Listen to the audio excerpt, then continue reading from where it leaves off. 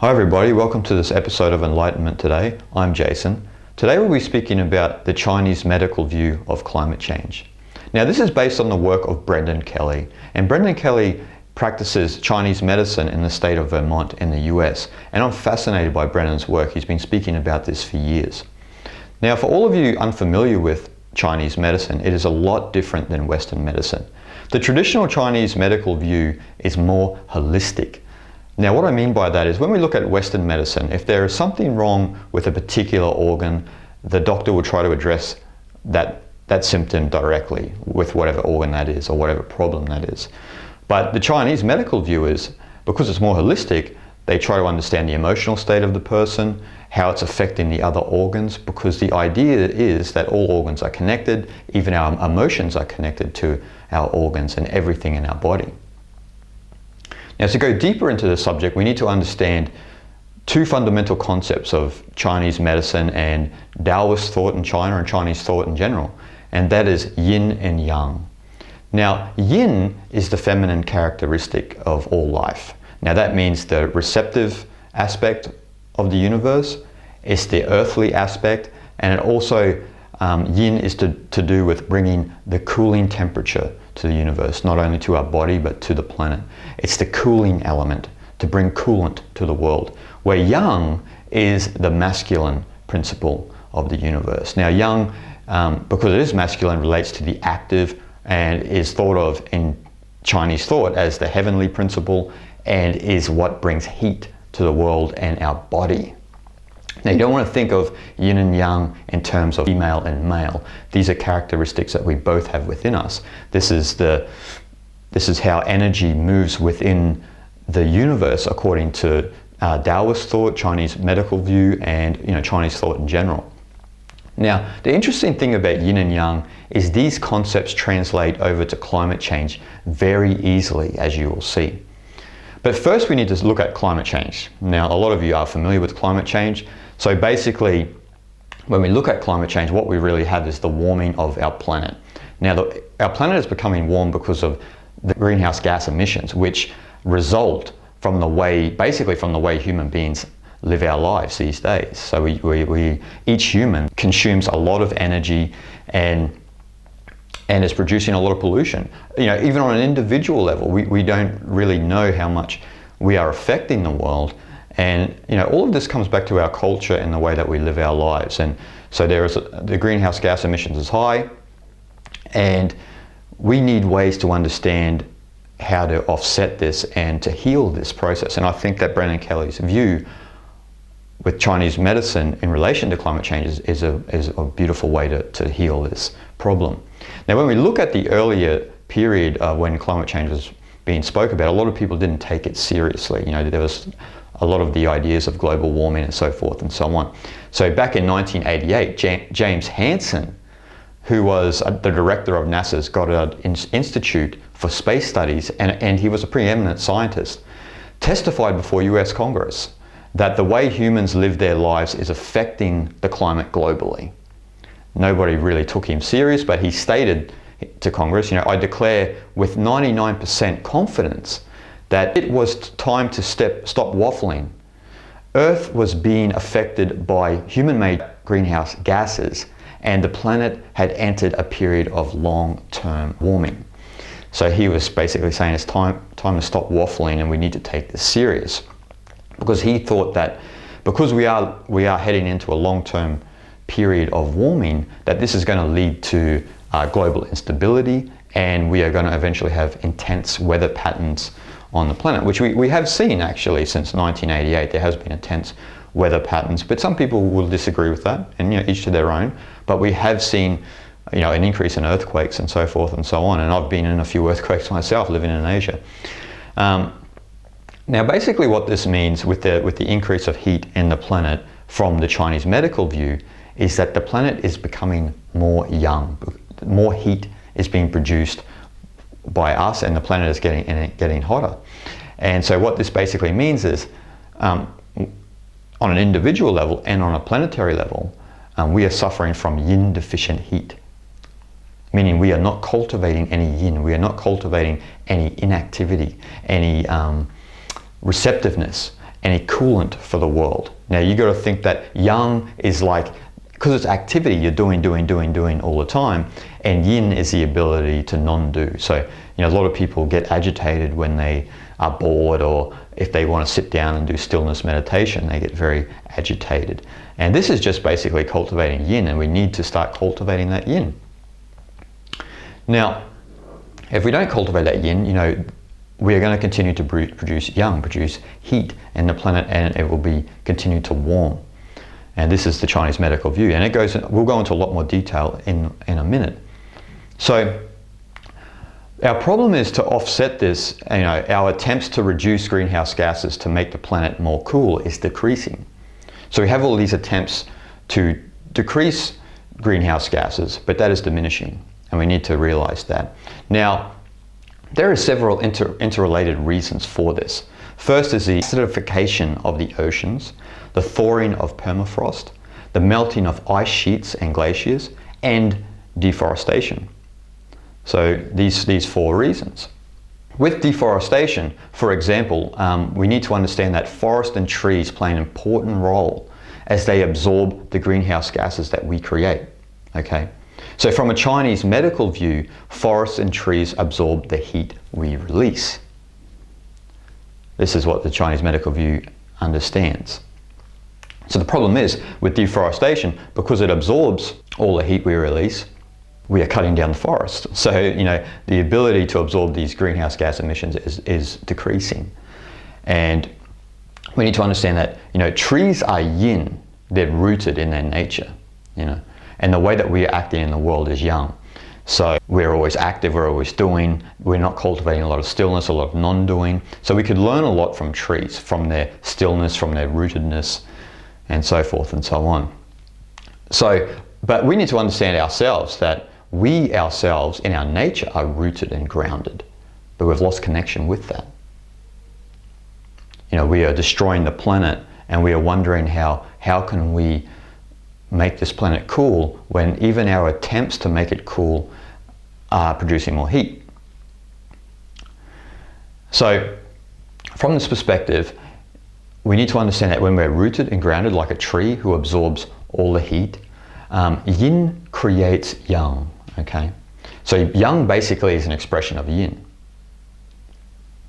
So we need to remember that receptive element, that coolant element, is what produces heat, is what all life comes from. All doing comes from inactivity. Doing comes from non-doing. So we need to nourish yin. Now, when we begin to nourish yin within us, our actions begin to be healthy. So we can do something, but when we're doing it, it's very healthy. It's not disjointed. It's not producing excessive heat within your body, which contributes to the world around us. So what we need to understand is rest, relaxation, and contemplation actually promote and sustain health. A lot of us don't understand that. We think that if we're going to be successful in life, we need to go out there and do this and do that, and then we'll be healthy. And then what we're seeing, especially what Chinese medical doctors see, is that this is producing a lot of stress and anxiety within each and every one of us. And people need to slow down, or they're just going to burn themselves out. It doesn't produce health. It might produce a big bank account, but then you have to come back to what's more important. So when you think about this, when you think about yin and yang, when you think about that yin creates yang, and yang is an expression of yin, you don't think that they're separate. These principles, these energies of the universe that emanate life are actually intertwined. And you see this actually in the yin and yang symbol, which a lot of us are familiar with. So what you see is when you see the dark side of the yin and yang symbol, which is the yin, when it reaches its fullness, it turns into light. Likewise with the other side, when yang, the white side of the symbol, reaches its fullness, it turns into yin. And this is kind of, easy way to think of it is day turning into night, night turning into day. And then you have the 2 dots. So the 2 dots is that when you are in a state of yin, you still have the engagement of yang. You still have that aspect of yang within the yin. And likewise, when you are in a state of activity in yang, you have the element of yin within you, which is calm, stillness in the moment of activity. Now, what we need to realize is that because we've overcompensated for yang in our culture, is that we actually live in a yin deficient culture. And I'm talking about the whole world here. We live in our whole world is yin deficient because we have a certain temperament of looking at the world where we should be active to succeed. We should do this and do that to be somebody in society. And all this is doing is producing more heat within yourself and within the world. Now, from the Chinese medical view, and also and an esoteric view, is that the big picture is a reflection of the small picture. So what that means is the big picture is the planet and the small picture is us, the human. So the way we conduct our lives affects the planet. You find this in esoteric teachings where the microcosm is the macrocosm and the macrocosm is a reflection of the microcosm and so forth and so on. So what this means is that what we are doing in our lives is actually causing the warming of the planet. That's a no-brainer, obviously, but from a Chinese medical view, it goes even deeper.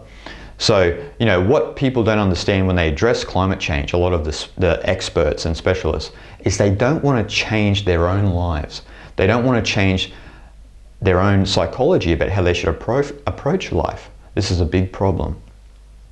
So, when we understand that the big picture is a reflection of the small picture, we need to look into our lives. And what do we see? What produces a lot of yang in this world, a lot of heat? Well, first of all, it's excessive busyness. We're all doing. We are so busy, it's gone crazy. This is the problem, the main problem when they are ill and they're sick and they go to a Chinese medical doctor. It's just because they're so busy, they're wearing their nervous system out. Next is obviously the need for new things. We constantly need new things. We think we need new things.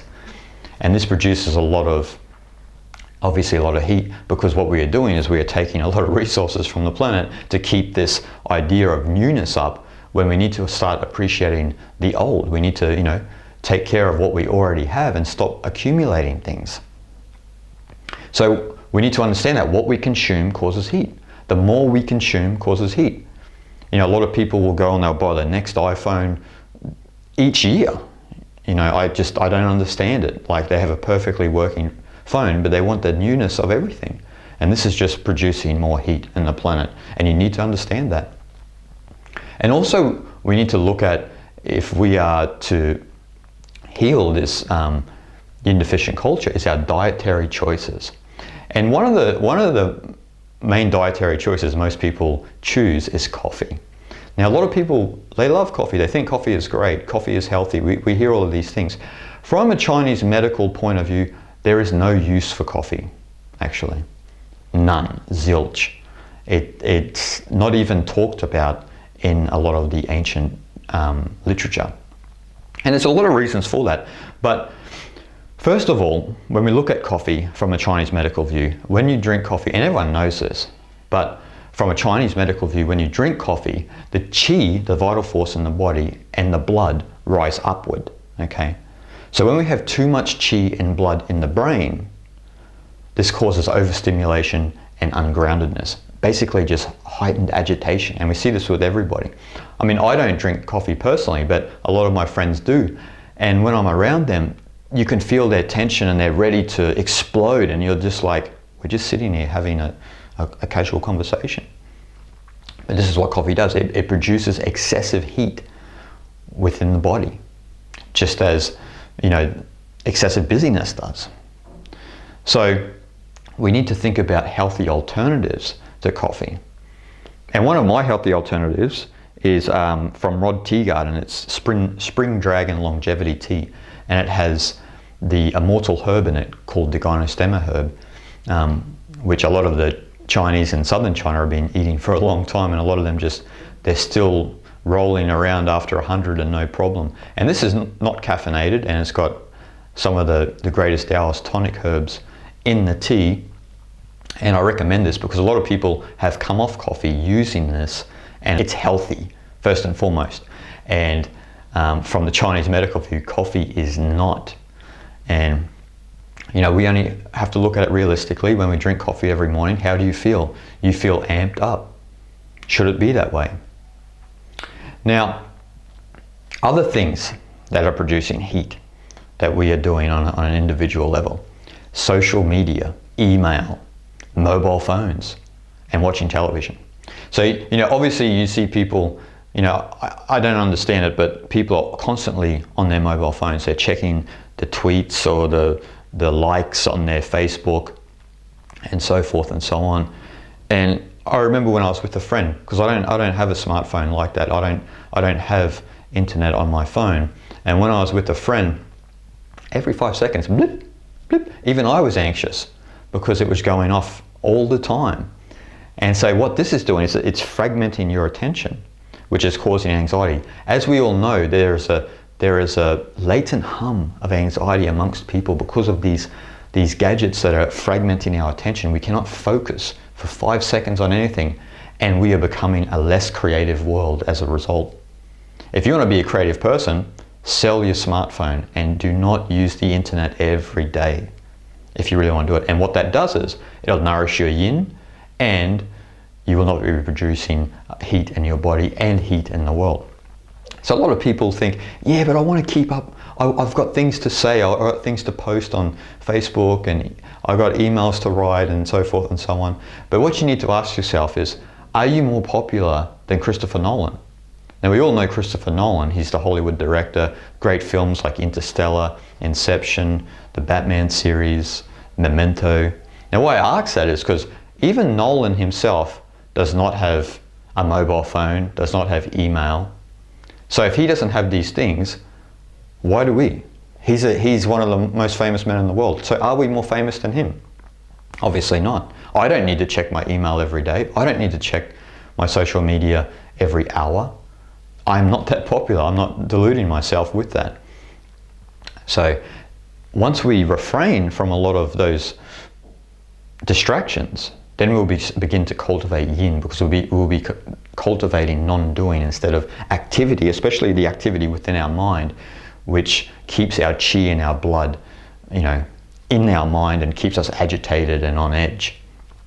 Now, another aspect of a yin deficient culture is consumerism, which is the result basically of too much yang. So if we look at yin, right, yin, when we are in a state of yin, we are in a state of contentment and peace, okay? So, but what does consumerism produce? Consumerism, because it's an element of yang, we have a planet warming due to excessive busyness. And this feels so dissatisfied despite buying more and doing more. So we think that we're going to be satisfied by buying more and doing more, but when we do that, we feel so dissatisfied despite, buying all of these new gadgets. So there's definitely something in that. So when we're in a state of yang and we think that we're going to get our happiness from all of these new things, we actually find out that that was just an empty adventure. So if we're realistic about cultivating yin, then we have to want less, and we also have to do less. Now, it's funny when you don't want so much, and when you don't feel the need to do a lot more than what you have to do, we find that we are naturally content and more satisfied actually than someone who is going out trying to achieve this and buy that, get the newest iPhone, buy the latest Ferrari or whatever. Now, because we have went for this yang heat aspect of life and we are only compensating for that, this is what contributes to a lot of diseases within us, as Chinese medical doctors can attest to. And one of them is actually cancer. Now, when we look at cancer from a Chinese medical view, it is the result of too much heat. Now it's similar. It's actually the same as how Western doctors think about it, because Chinese medical doctors will say that too much heat creates an excess of growth on a cellular level.